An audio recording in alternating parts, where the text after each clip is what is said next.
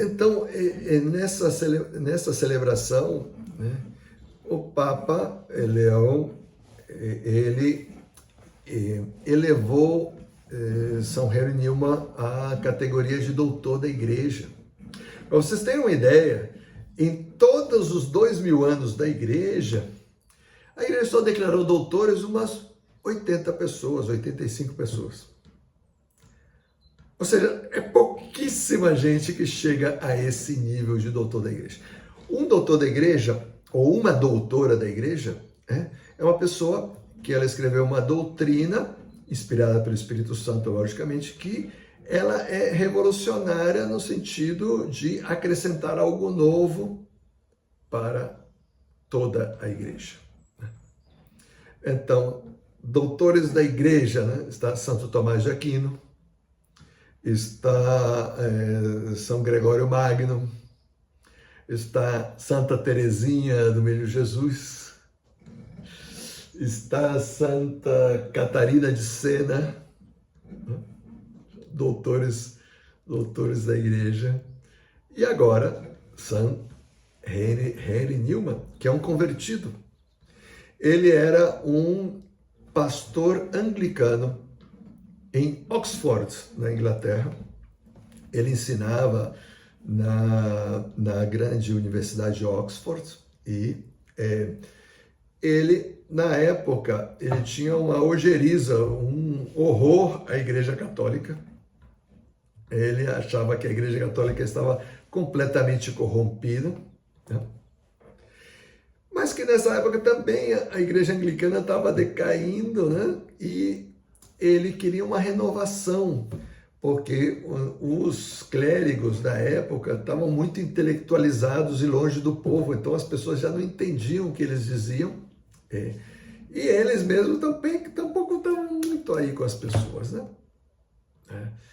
Então tinha uma tendência a uma mundanização da igreja anglicana. Então o que Henry Newman fez? Ele tratou de voltar às raízes da igreja. Ele disse, a resposta tem que estar lá nas raízes, no início da igreja, quando Cristo veio ao mundo. E as primeiras comunidades cristãs. Então, quem que ele foi estudar? Os Santos Padres. Quem são os Santos Padres? Os Santos Padres são os primeiros autores eclesiásticos que escreveram sobre a vida da igreja, a primeira igreja. Então, pois está lá São Jerônimo, Santo Irineu, São Justino. Então, pois todos esses não. Ele começou a ler, a estudar e ver, pois aqui, olha como é que era a igreja, não sei o que. Mas ao mesmo tempo, ele teve, São Henry Newman teve contato com uns amigos em Roma, né, que o convidaram para Roma. Ele não me lembro como é que foi o negócio, que ele foi. Ele veio aqui para Roma, né? E aqui ele teve contato com a Igreja Católica e começou a ver que ela não era tão corrompida como ele pensava que era. Disse, não está tão mal assim, não, olha só, tal. E começou a reconhecer na Igreja Católica elementos que os Santos Padres falavam lá no início. Lá no início. Disse, nossa, a Igreja Católica guardou muitas tradições que nós perdemos, nós anglicanos, né? Ele falando, a Igreja Católica guardou muitas tradições que nós perdemos. Nossa, tem algumas coisas que nós podemos aprender deles, tal. Tudo começou aí, né? Nessa início de simpatia pela Igreja Católica, que conforme ele foi estudando, seja as Sagradas Escrituras, seja os Santos Padres, ele foi vendo na Igreja Católica cada vez mais elementos que não tinham no anglicanismo e que ele percebeu que não tinham porque a Igreja Católica era a verdadeira depositária da fé. Olha o que é. Quase. Olha o que é uma pessoa que é intelectualmente humilde. Impressionante. Porque, olha, tomar uma decisão dessa não era fácil. Ele era catedrático em Oxford, ou seja, ele ensinava na Universidade de Oxford. Ele era pároco. Ele tinha a sua paróquia pároco anglicano, tá? Não católico, anglicano. Então ele tinha lá a sua celebração, tinha o seu povo. E como ele pregava muito bem, porque ele era uma pessoa muito fervorosa, ele realmente pregava com o coração, as suas celebrações eram lotadas. Vinha gente de outros lugares para escutá-lo. Ele começou a escrever, então as suas publicações também chegavam a muita gente. E chegar ao ponto da conversão significava que ele ia perder tudo. Tudo. Tudo. Mas ele foi muito honesto. Ele preferiu a glória de Deus que não a glória dos homens. E ele renunciou a tudo. A sua cátedra em Oxford, a sua paróquia, entregou tudo e só depois ele se converteu. Então, renunciou à fé anglicana e assumiu a fé católica. Mas o interessante é que ele, fazendo isso, ele renunciava ao estado clerical, porque a igreja anglicana, ela perdeu a sucessão apostólica, ou seja, os sacerdotes anglicanos não são sacerdotes. Os bispos anglicanos não são bispos. Eles têm nome, sacerdote, bispo, mas não são. Porque eles perderam a sucessão apostólica. Certo? Ao não ser ordenados por um sucessor dos apóstolos, então essa ordenação não é válida. Então, na prática, ao se converter ao catolicismo, John Henry Newman, ele seria um leigo, simplesmente, na Igreja Católica. E sem nenhum cargo, sem nenhum posto, sem nenhuma relevância.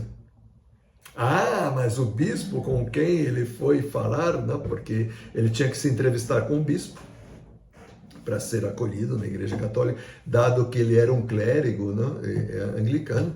O bispo falou para ele: meu filho, você tem mais conhecimento do que eu.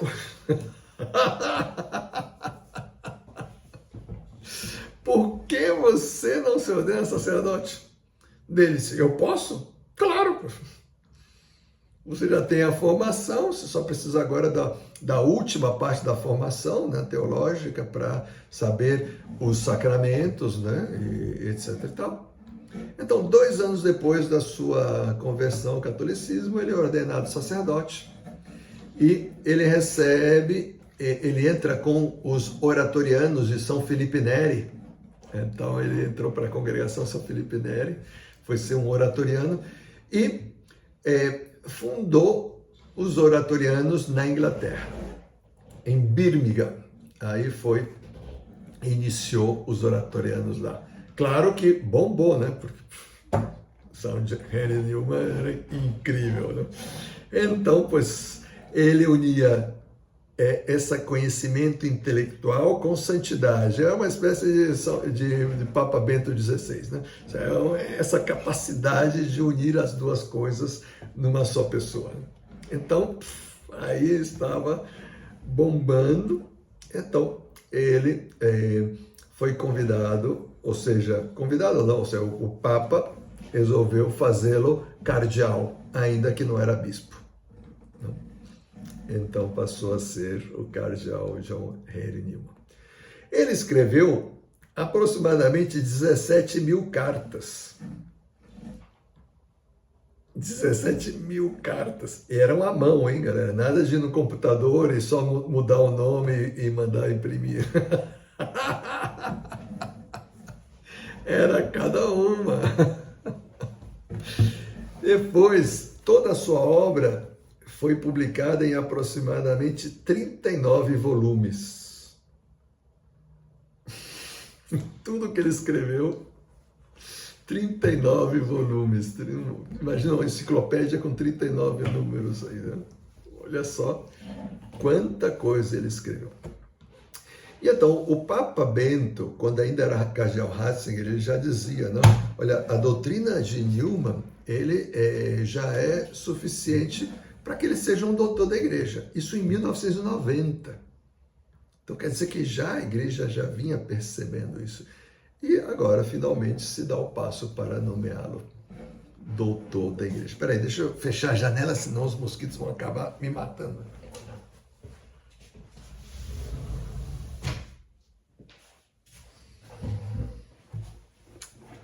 Vocês sabiam que o mosquito é o animal que mais mata no mundo? Fecha parênteses.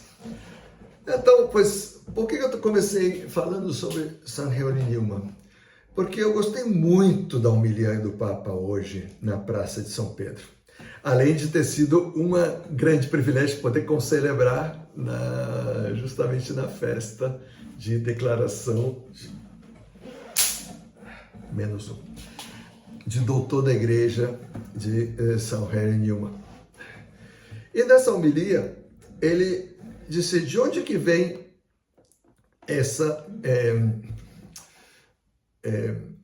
esse aspecto de novidade que Newman trouxe para a igreja. Disse, uma grande preparação intelectual das grandes verdades da fé, mas que vividas de uma maneira muito simples. E que ele, ao fazer isso nas suas pregações, isso como que brotava do seu ser. Então quer dizer que as grandes verdades, elas não são difíceis. Às vezes uma formulação teológica ou filosófica até pode ser, mas a vivência não. Então o Papa, ele diz, olha, de onde que nós podemos ver um resumo, um núcleo central de tudo isso? Ele disse, nas bem-aventuranças. Quem de vocês sabe em que evangelho estão as bem-aventuranças? Qual dos 4 evangelhos? Evangelho de Mateus, capítulo 5, quando Jesus sobe a montanha, o famoso Sermão da Montanha. Então o Papa, ele disse, olha, esse texto não é que ele seja um texto importante, ele é um texto fenomenal. Não, o Papa não falou isso, ele falou fundamental, mas podia ter falado fenomenal. Ele é fundamental porque ele não é um texto mais dentro do Evangelho. Ele é um texto essencial para mostrar qual é o caminho de santidade. E começa assim, bem-aventurados os pobres em espírito, porque deles é o reino dos céus. Essa é a primeira bem-aventurança. E depois fala todas as outras bem-aventuranças. Não é o nosso tema hoje, nós não vamos desenvolver isso, mas para mostrar como o Papa, ele viu em São John Henry Newman um sinal para os educadores de hoje. E isso o Papa frisou e fez muita referência. São Henry Newman é um ponto de referência para os educadores, ou seja, para vocês. O Papa estava pensando no Essídio quando falou isso. Mas é claro, os formadores do Essídio são os educadores da infância e juventude, exatamente. E por quê? Porque ele une doutrina com fé. Parte intelectual, formação, fé, vivência. Então, essa formação está para ser vivida. E sendo vivida, ela é um testemunho de vida. Para que as nossas crianças e os nossos adolescentes tenham esperança. Esperança. Se vocês não notaram ainda, o mundo, galera, está muito sem esperança. Muito sem esperança. Muito desanimado, muito triste, muito acabado. Os jovens que deveriam ser o sinal da alegria estão sem alegria. Até as próprias crianças. Ainda bem que São José dos Campos é um pouco ponto fora da curva, né? Essas coisas ainda não acontecem tanto. Ainda que já está acontecendo, né? Mas em cidades grandes, como São Paulo, como Cidade do México, como Roma, Rio de Janeiro, a gente vê a desesperança. Olha, posso dizer que quando eu era adolescente, jovem, eu usava uma camisa verde-limão com uma calça azul fosforescente, com um tênis de brilhantina e um óculos azul desse tamanho, assim, então.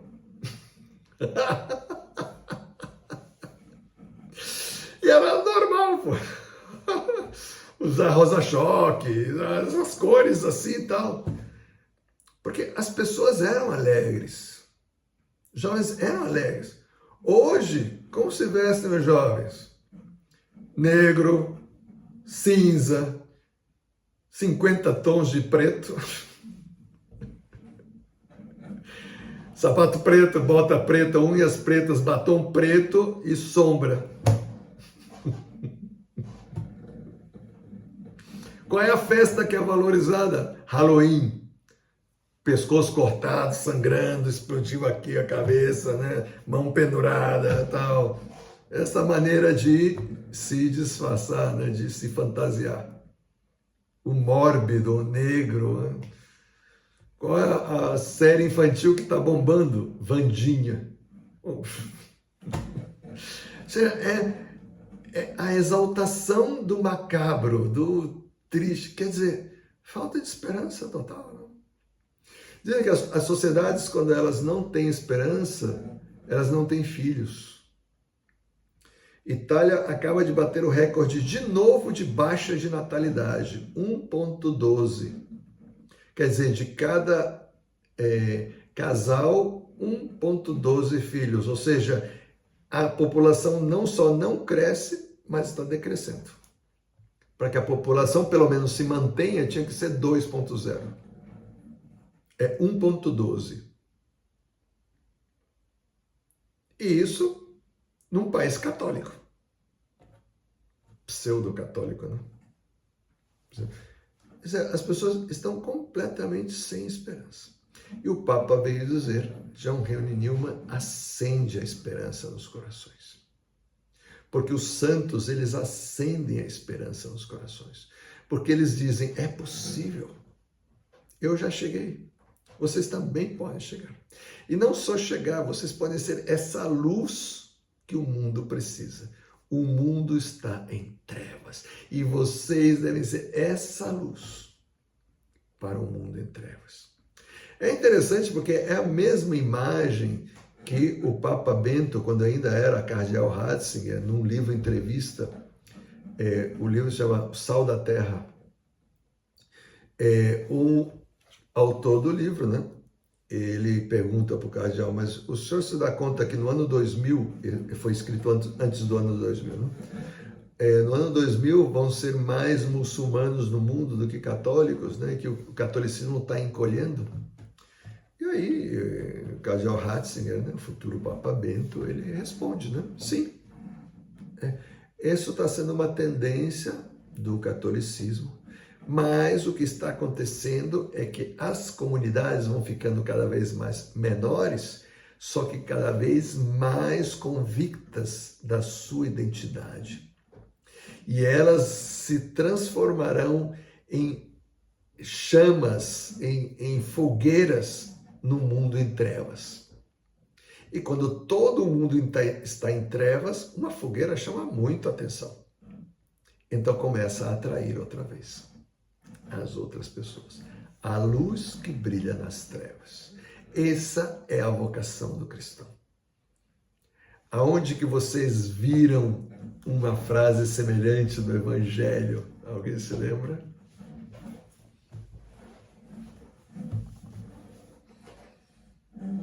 Uma frase semelhante do Evangelho, nos Evangelhos.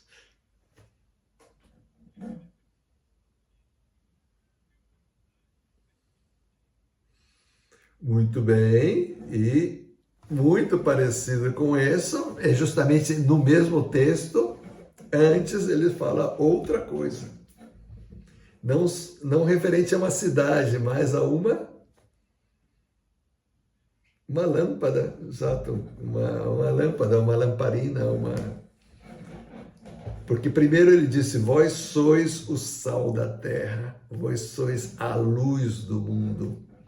Ninguém acende uma lâmpada para colocá-la embaixo do seleminho. O seleminho era um móvel, um móvelzinho, assim, tipo um criado mudo, uma coisa assim.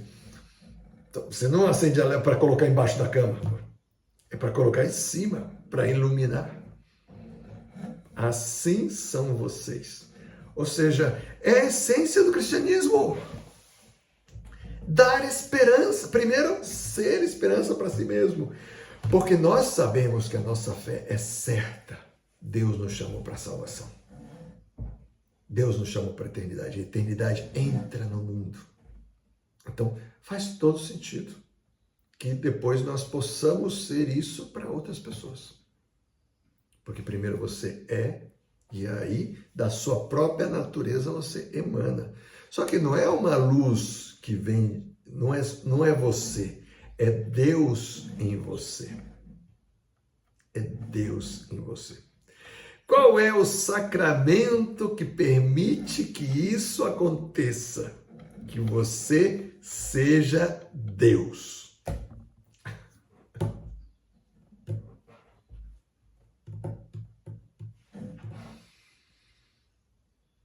O Jonas está respondendo todas, hein? Vamos ver se a gente varia um pouco mais, hein?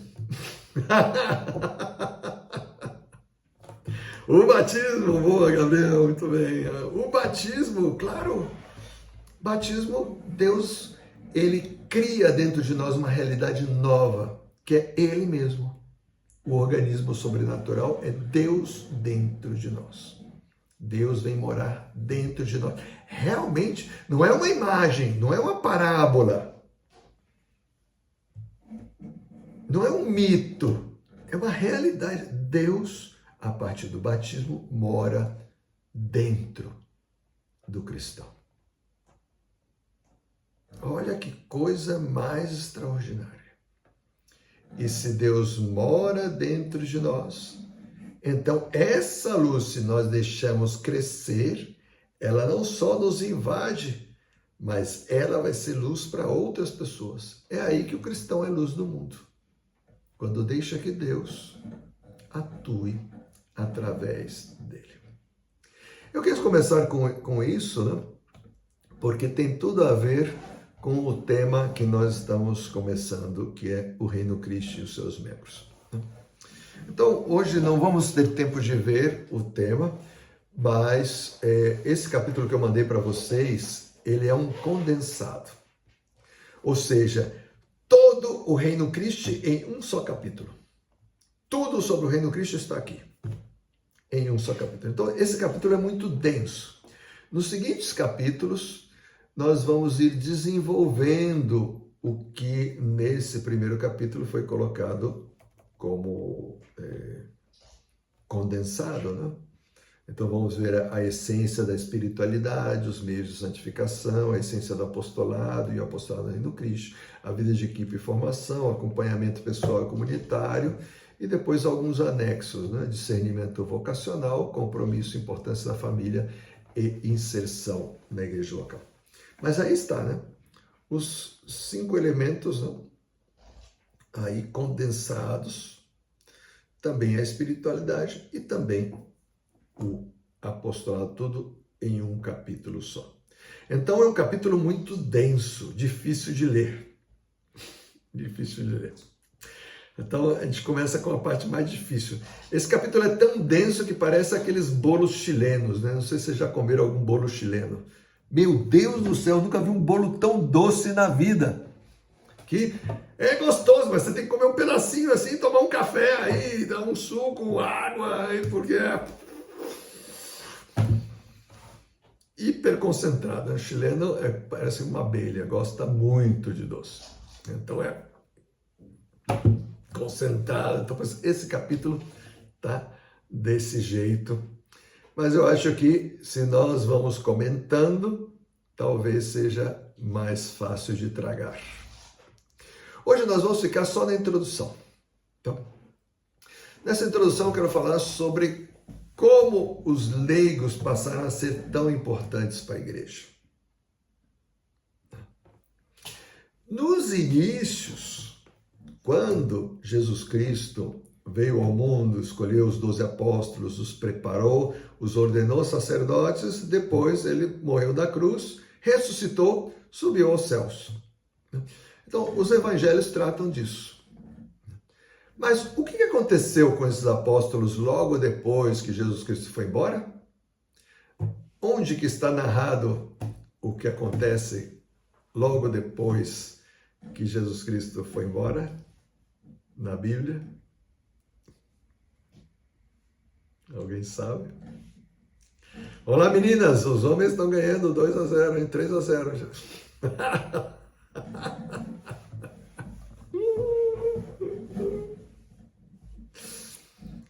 Olha, como estão com a câmera apagada, tenho certeza que estão com a Bíblia aí buscando, né?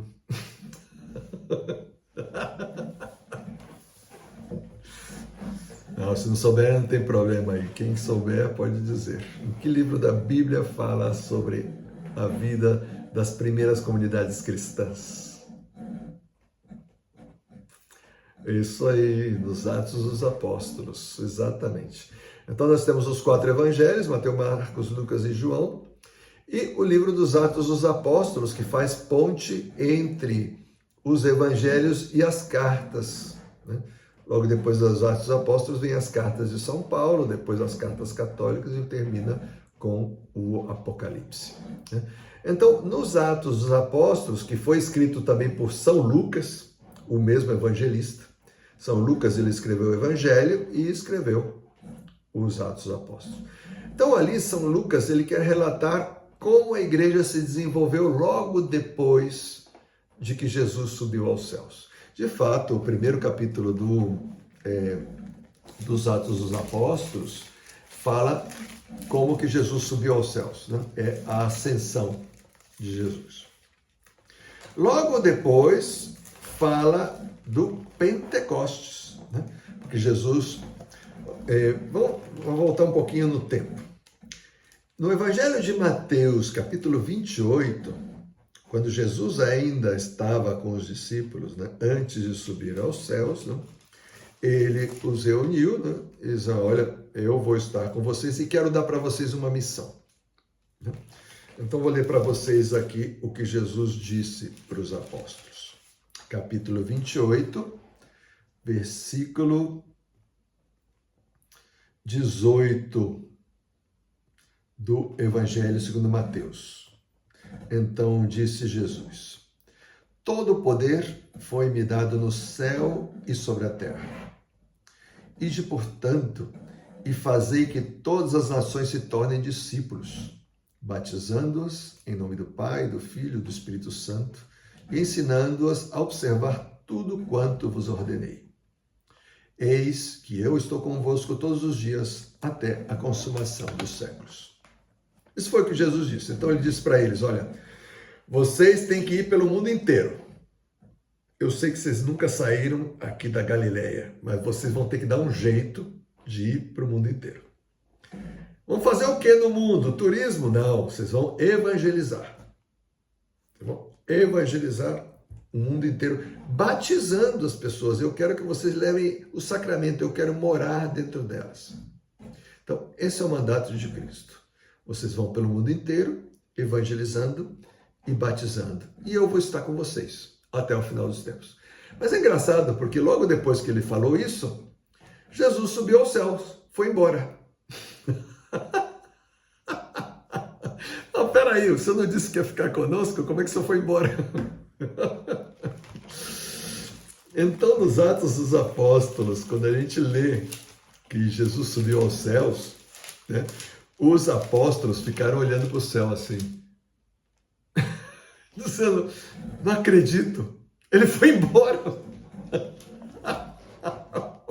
E agora?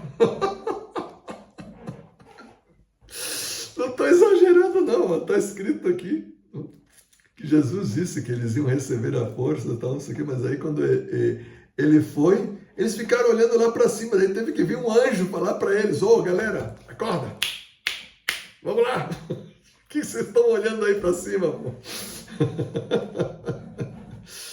Então, aí os discípulos acordaram, capítulo 1, versículos 9 e 10, né? e 11. Homens da Galileia, porque estáis aí a olhar para o céu? Esse era o anjo falando para eles. Né? Imagina, eles nem se assustaram com o anjo, estavam tão assustados que Jesus tinha ido embora que nem se assustaram com o anjo. Né? Um anjo que está falando com a gente aqui. Não. Esse Jesus que foi arrebatado dentre vós para o céu, assim virá do mesmo modo com que vistes partir para o céu. Então, eles teoricamente ficaram sozinhos. Então, eles se dedicaram à oração com Maria, no cenáculo, que era o mesmo lugar onde foi a última ceia. Então, essa semana, eles estavam em oração todos os dias com Nossa Senhora, até o domingo, quando veio o Espírito Santo sobre eles, em Pentecostes.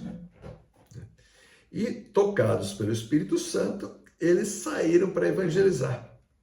Ah, então eles foram por todo mundo? Não. Eles não saíram de Jerusalém. Mas e aí? E o mandato de Jesus? Pois é, eles não sei, eles estavam achando que eles precisavam de mais preparação, que não sei o quê. Eles baixaram lá a aplicação do Duolingo para aprender grego e aprendendo outros idiomas antes de saírem para evangelizar outros lugares. Sei lá, estavam lá esperando alguma coisa acontecer. E aconteceu. Foi a perseguição que se desatou contra a igreja por causa da morte de Santo Estevão. Acontece que o Espírito Santo inspirou Pedro de ordenar os diáconos. Então, ele criou 7 diáconos que se dedicariam mais às obras de caridade, enquanto que os apóstolos se dedicariam à pregação. Os apóstolos iam para o templo para pregar e os diáconos ao serviço. Só que os diáconos também pregavam. E Santo Estevão era jovem, cheio de energia e não tinha nenhum respeito humano para falar as verdades assim duras e cruas diretamente contra os judeus, que não gostaram de jeito nenhum. Então o apedrejaram. Entre eles Saulo de Tarso, que estava lá recolhendo as roupas de todo mundo, ou seja, como que dando autorização para que eles fizessem aquilo. A partir da morte de Santo Estevão, houve um êxodo de católicos de Jerusalém, por causa da perseguição que se desatou.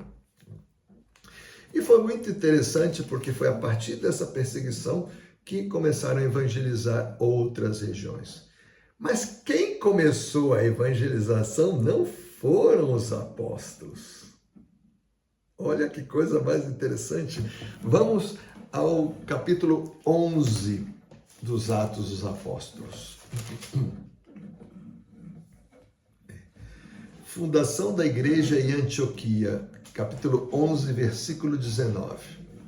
Diz assim: aqueles que haviam sido dispersos desde a tribulação que sobreviera por causa de Estevão, ou seja, se dispersaram por causa da perseguição de Santo Estevão, não? Espalharam-se até a Fenícia, Chipre e Antioquia, não anunciando a ninguém a palavra, senão somente aos judeus. Ou seja, os que se dispersaram primeiro anunciavam só aos judeus. Mas, de todas as maneiras, eram leigos, né? Seja na Fenícia, Chipre, Antioquia. Mas aí, diz a continuação, versículo 20, né? Havia entre eles, porém, alguns cipriotas e cireneus. Cipriotas é de Chipre, cireneus de Cirene, né? O mesmo de Simão Cireneu, né? Simão de Cirene. Estes, chegando a Antioquia, Antioquia na Síria, tá? Estes, chegando a Antioquia, falaram também aos gregos. Aqui, quando você fala gregos, quer dizer todos aqueles não-judeus. Os gregos eram os não-judeus, então podia ser de qualquer nacionalidade. Anunciando-lhes a boa nova do Senhor. A mão do Senhor estava com eles e grande foi o número daqueles que se tornaram crentes e se converteram ao Senhor.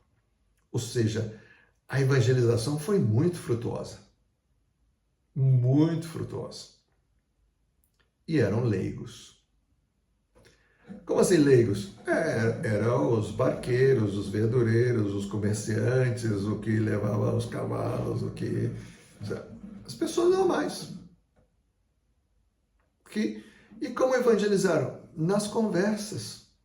Não é que chegava na praça pública e faziam assim um comício, reunia todo mundo, tocava o sino para chegar a galera, aí com uma cruz e não sei o quê. Convertam-se pecadores, vão arder no inferno, não sei o que tal. Não.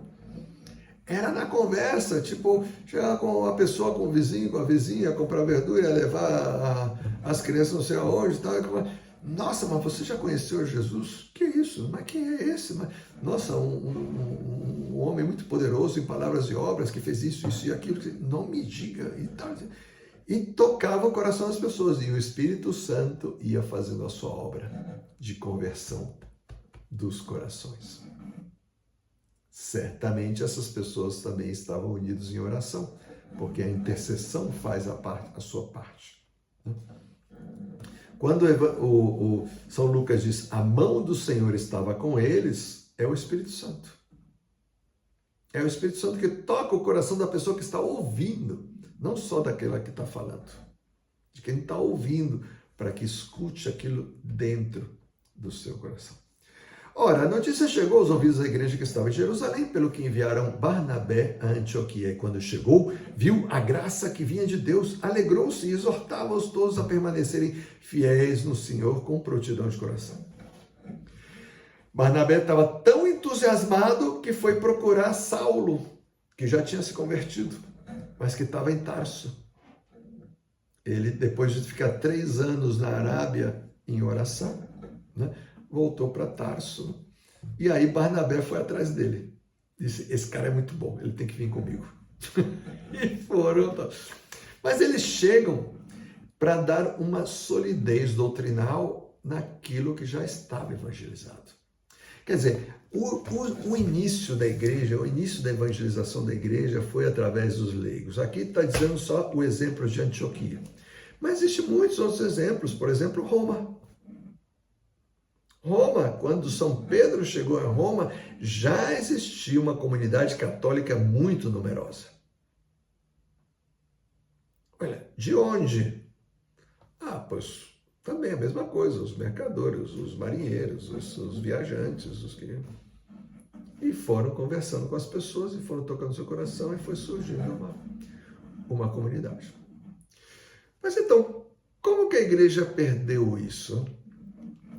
Ao largo dos seguintes 200, 300 anos, ou seja, não foi uma coisa assim imediata, houve uma progressiva clericalização para que se organizasse a igreja.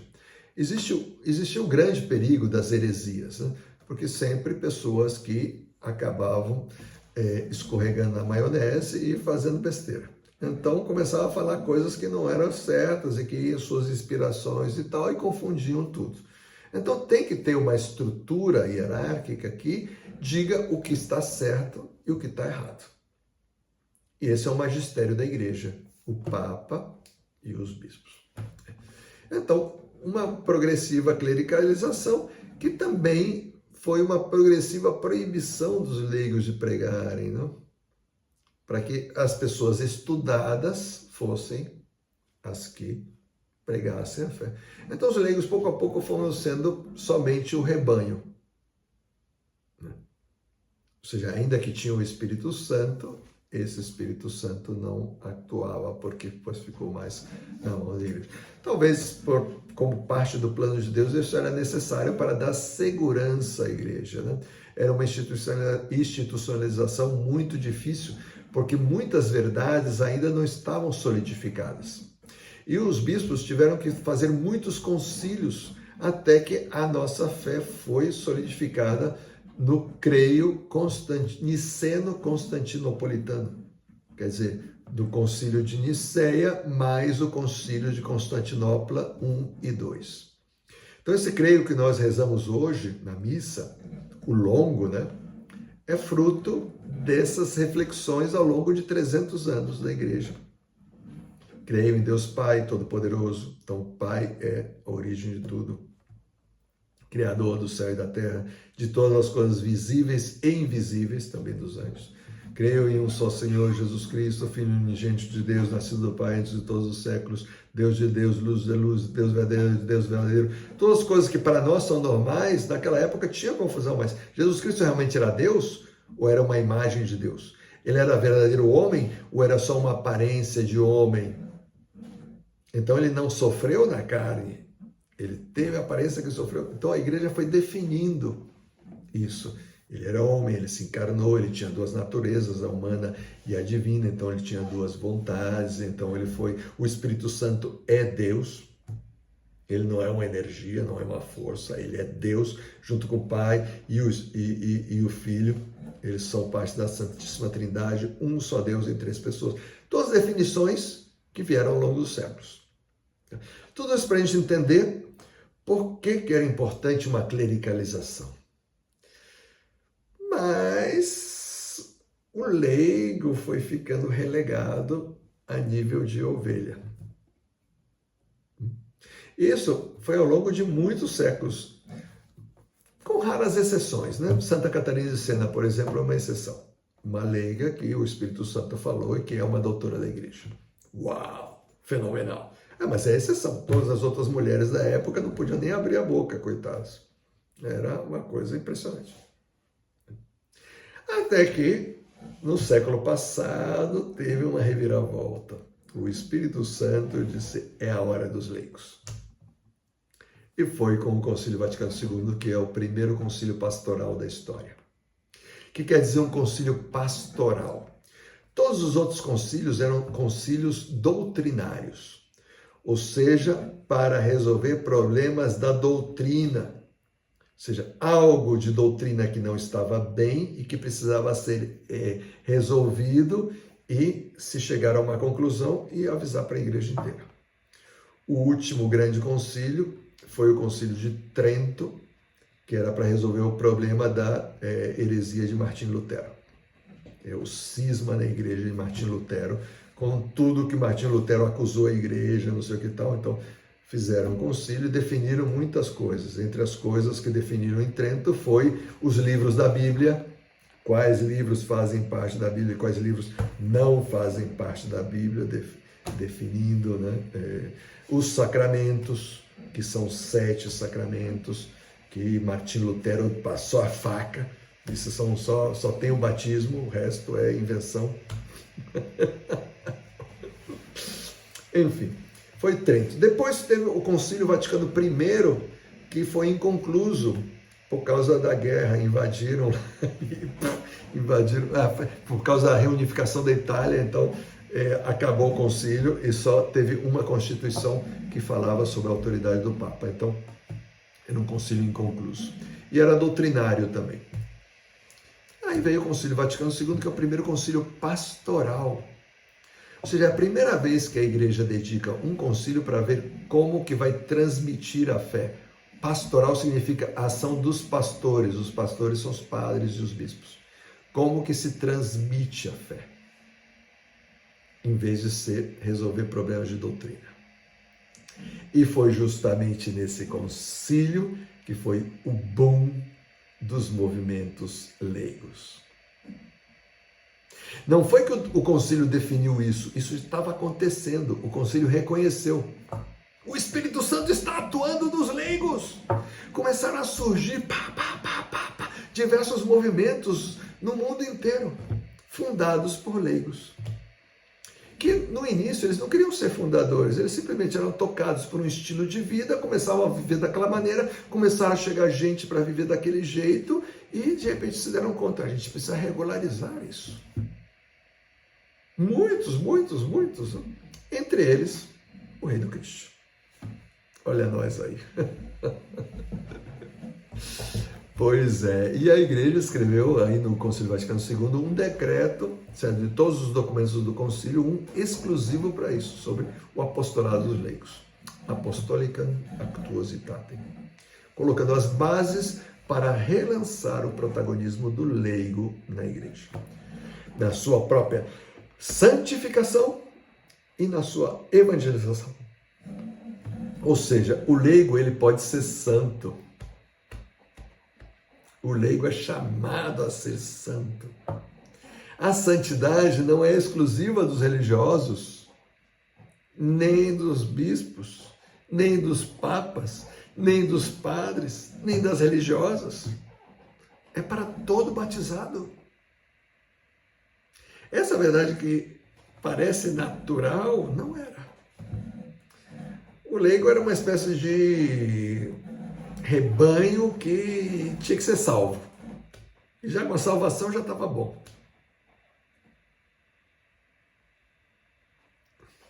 Jesus Cristo morreu na cruz para isso. Morreu na cruz para que nós sejamos santos, possamos ser santos aqui nessa vida.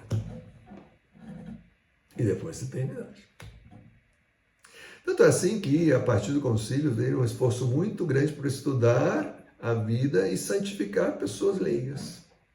Os pais de Santa Teresinha, por exemplo, beatificados, logo canonizados, né? A Beata Conchita Armida, a Concepción Armida, a mexicana, né? São Carlos Acutis, e aí por muitos outros leigos. Isso é muito importante para nós, para que nós entendamos qual é a missão do Reino Christi. A missão essencial do Reino Christi é ajudar que os membros sejam santos. E a partir dessa santidade, evangelizar. Primeiro, ser santos, a partir dessa santidade, evangelizar. Olha só o que o Papa João Paulo II falou no primeiro encontro de movimentos eclesiais. Ele inventou isso. São João Paulo II é fenomenal, né? Nossa, ele teve percebeu, é a hora dos leigos, então ele criou esse encontro mundial de movimentos. E aí, no seu discurso, ele disse o seguinte: os movimentos eclesiais e as novas comunidades são um dos dons mais importantes suscitados pelo Espírito Santo para a renovação da igreja. Olha que coisa mais maravilhosa. Um dos dons mais importantes, isso está falando São João Paulo II. E depois, na homilia de conclusão do congresso realizado em maio de 98, né, nesse mesmo ano, né, ele disse, né, os movimentos e as novas comunidades são expressões providenciais da nova primavera suscitada pelo Espírito Santo. Ou seja, a igreja vinha vivendo um inverno e os movimentos são uma primavera dentro da igreja. Quer dizer, os movimentos são a esperança da igreja. A esperança da igreja. A esperança da igreja está nessa renovação dos leigos através dos movimentos. Depois nós vamos aprofundar que essa renovação dos leigos deve levar a uma renovação do clero, porque é fundamental, porque o clero, como sendo a estrutura que ajuda o leigo a perseverar na santidade, se o clero não está convertido, os leigos pouco a pouco vão se corrompendo. É muito difícil que permaneçam. Porque, pois, queira ou não, os sacerdotes são os líderes, porque Deus os escolheu para serem os que trazem a Cristo. Mas a primavera vem através dos leigos. E o texto mais fenomenal de todos é esse aqui, 4 de janeiro de 2001. Encontro de São João Paulo II com o movimento Reino Christi em plena Praça de São Pedro. Foi um encontro exclusivo, é claro que podiam entrar outras pessoas, mas ele foi marcado para reunir todos os movimentos do Reino Christi em Roma. Nessa época, todo mundo levava uma bufanda laranja, então era aquele espetáculo de bufandas laranjas assim na Praça de São Pedro. Tem uma imagem muito impactante, que é uma menininha que apenas consegue caminhar, que sai correndo no corredor central, né? Um dos seguranças ia detê-la, o outro disse, deixa ela. Daí ela vai correndo ao Papa e entrega para ele a bufanda. Subindo as escadas, assim, muito impactante essa cena. E o Papa disse isso no seu discurso. A vós, legionários de Cristo e membros do Reino Christi, reitero as palavras de Santa Catarina de Sena, que tive a oportunidade de propor aos jovens por ocasião do último Dia Mundial da Juventude. Ou seja, essa frase é de Santa Catarina de Sena. Mas ele, São João Paulo II, aplicou essa frase a nós. Aplicou ao Reino Christi. Ele disse: se fordes aquilo que deveis ser, ateareis fogo ao mundo inteiro. Ou seja, se vocês forem aquilo que vocês devem ser, vocês vão colocar fogo no mundo inteiro. Fogo? Que fogo é esse? O fogo do Espírito Santo. Vocês vão evangelizar o mundo. Ele está dirigindo ao movimento do Reino Christi, não a todos os movimentos. E não quero dizer com isso que o nosso movimento é melhor do que qualquer outro movimento. Mas para nós é o melhor, porque é o que Deus escolheu para nós. Por isso é o melhor, porque é a nossa vocação. Deus nos chamou ao Reino Christi. E através de nós, Ele quer colocar fogo no mundo inteiro. Ah, mas meus queridos, aí vem a pergunta inevitável. Por que nós não estamos colocando fogo no mundo inteiro? Talvez a resposta é porque nós ainda não somos o que devemos ser. Nós ainda não chegamos a ser o que somos chamados a ser. E quando eu digo isso, não estou me referindo ao Reino Christi em São José dos Campos, mas ao Reino Christi. Enquanto documentos, sim, nós já chegamos àquilo que deveremos ser. Esses documentos são os documentos. Aí está a espiritualidade. Só que a compreensão e a vivência dessa espiritualidade ainda não chegou a ser aquilo que deve ser. Pode acontecer, e vocês talvez vão escutar, né, de legionários, de consagrados, que dizem, não, nós já somos o que devemos ser, só temos que trabalhar. Não. Por que não? Porque os legionários, os consagrados, trabalham com uma entrega incrível. E ainda assim, nós não somos o que deveríamos ser. Então, quer dizer, não é só questão de trabalhar. É questão de interpretar à luz do Espírito Santo aquilo que está na nossa espiritualidade corretamente, integrá-la, e aí sim vamos ser essa luz que vem de dentro. Porque a luz de Deus, é a luz do Espírito Santo que, tendo nos impregnado, começa a brotar dos nossos poros para iluminar os demais. E é esse o objetivo dessas formações, meus queridos. Nós queremos, voltando sobre o tema do Reino Christi, tratar de ver, sabe, o que é que nós ainda não somos. Compreender isso para tratar de vivê-lo e, através dessa vivência, deixar que o Espírito Santo brote de nós para os demais, naquilo que está ao nosso alcance, naquilo que Ele nos pedir. Seja lá o que for, não sabemos o que Ele nos vai pedir, não sabemos o alcance daquilo que nós vamos fazer, não temos a menor ideia. Assim como São Henry Newman não tinha a menor ideia de que em 2025 a foto dele estaria fixada na loja central da Basílica de São Pedro e ele seria declarado doutor da igreja. Eu acho que se alguém um dia tivesse dito isso para ele, ele ia morrer de rir. Tá louco? Ou se alguém tivesse dito para os pais de Santa Teresinha, esqueci o nome deles, né? Santa Zélia e São Luís Martano, exato. Se alguém tivesse dito para ele, olha, todas as suas filhas vão ser santas. Canonizadas. Umas beatificadas, canonizadas, servas de Deus, mas todas são. E você também, você e a sua esposa. É morrendo de rir. Tá louco, pô. Ou se tivesse dito a Carlos Acutis, né? Molecão, 15 anos. Cara, você vai ser o santo de referência para a juventude no mundo inteiro.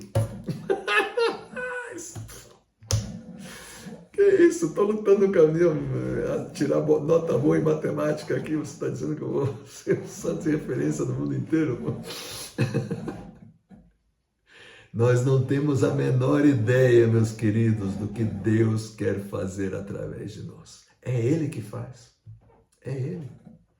Nós só temos que deixar que Ele atue. Né?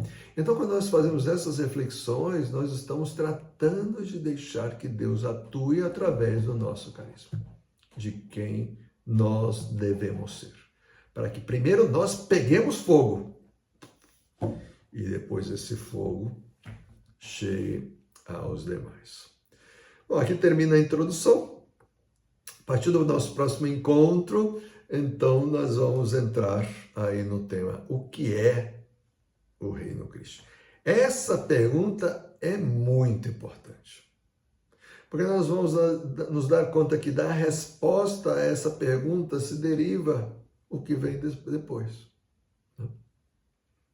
E como esse capítulo, esse primeiro capítulo, eu quis colocar tudo sobre o Reino Cristo, né? Ainda que com o risco de que seja um capítulo muito pesado, pelo menos nós vamos ter uma visão global. Isso é o Reino Cristo. Isso é o que Deus quer fazer em mim e através de mim em outras pessoas. E quando eu falo Reino Cristo, por ende, isso se aplica ao Essígio.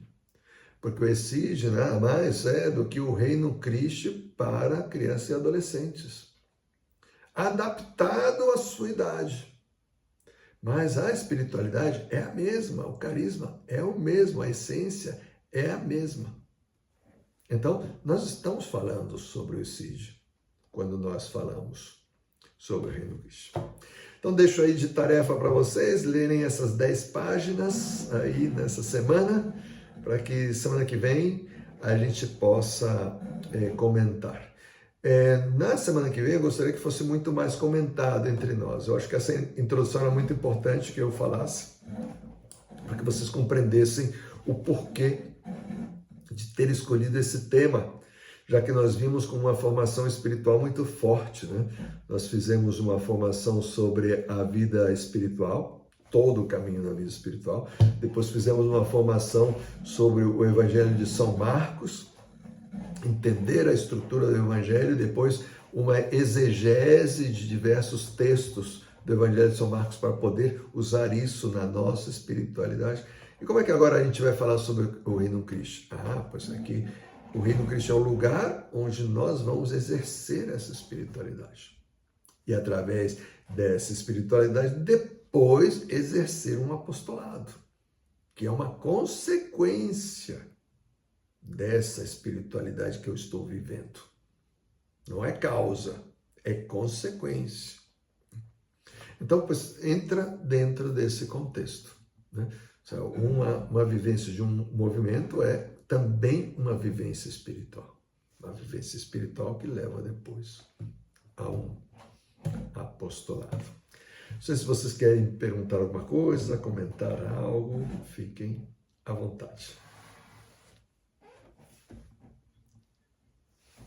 Peraí, deixa eu só tirar o fone aqui para que na gravação a Helena também possa escutar. Só um momentinho. Peraí.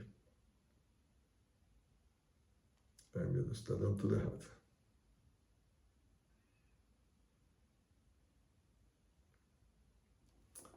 Vamos ver por aqui, então. Aí, pode falar, Jonas. Que a gente está falando aí sobre o Cardeal Newman, né, que é o nome dele. Isso. E assim, ele era anglicano e aconteceu, acho que foi semana passada, né, que o Rei Charles foi ver o Papa e isso tipo, nunca aconteceu em 500 anos, né? Eu acho que não foi por acaso, não. Muito boa reflexão. De fato, o Papa citou isso hoje, quando agradeceu, porque foi nessa cerimônia, veio o bispo anglicano de York e alguns outros representantes anglicanos que estavam do lado, né? Eles não concelebraram, mas estavam ali. E quando o Papa agradeceu, ele fez referência a isso, né? Que o príncipe Charles, que é o máximo representante da igreja anglicana, porque ele é o chefe da igreja, né? Visitou pela primeira vez desde o cisma de Henrique VIII, né? Então, o Espírito Santo é fenomenal.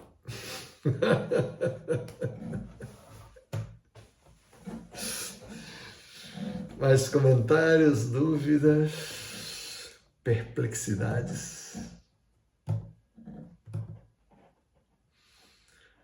Vocês estão muito tranquilos, né?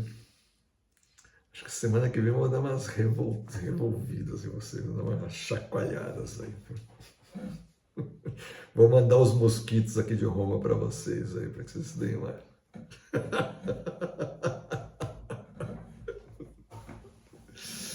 Fenomenal, galera. Então, com tranquilidade, se vocês puderem dar uma lida no texto, eu les aconselho imprimir para que possam sublinhar, riscar, colocar coisas. Inclusive, vocês podem ver em que medida isso vocês veem já que está sendo vivido pelo Reino Cristo ou não. Né? Ou coisas que lhes surpreendem, ou coisas que talvez vocês nunca ouviram falar, ou inclusive se querem comentar coisas que vocês já estão cansados de escutar, ou seja, que nós no nosso próximo encontro a gente possa compartilhar mais, né? Porque muitos dessa formação vocês já tiveram, vocês já conhecem, né? Eu acho que a novidade desse curso vai ser o contexto, o conjunto, ver tudo como um conjunto, só como um organismo, não como uma parte, né? Muitas vezes os cursos de formação dentro do Cristo são, a gente vê uma parte e desenvolve ela. Hoje dessa vez nós queremos fazer ao contrário, nós vamos começar com o conjunto e depois vamos aprofundar nas partes. Então, eu acho que é uma boa oportunidade para que vocês conversem, né? E comentem, né? Até que ponto vocês conseguem ver que isso foi encarnado no Reino Cristo ou não, né? E até que ponto as coisas que vocês viram é novidade, ou que vocês já viram, ou escutaram de outra maneira também. Isso também pode ser muito interessante, né? Que alguma coisa vocês estão vendo de novo, mas isso nossa, isso aqui eu tinha aprendido de uma forma um pouco distinta e tal. Então, que a gente possa também comentar, tá ok? Fenomenal. Helena, se depois você quiser mandar aí por escrito aí os seus comentários, pois fique à vontade. Fenomenal, galera. Então vamos concluir com a bênção, pode ser? O Senhor esteja convosco, está no meio de nós. Deus, Pai de misericórdia, abençoe esses jovens, abençoe suas famílias, abençoe seu caminho de santidade. Através dessa bênção, o Senhor atisse cada vez mais o fogo do Espírito Santo nos seus corações, para que os seus corações sejam cada vez mais parecidos ao seu Sagrado Coração e ao coração da nossa Mãezinha do Céu, Nossa Senhora, e os proteja de todo mal. É a bênção de Deus Todo-Poderoso, Pai, Filho e Espírito Santo, desça sobre vocês, permaneça para sempre. Amém. Fenomenal!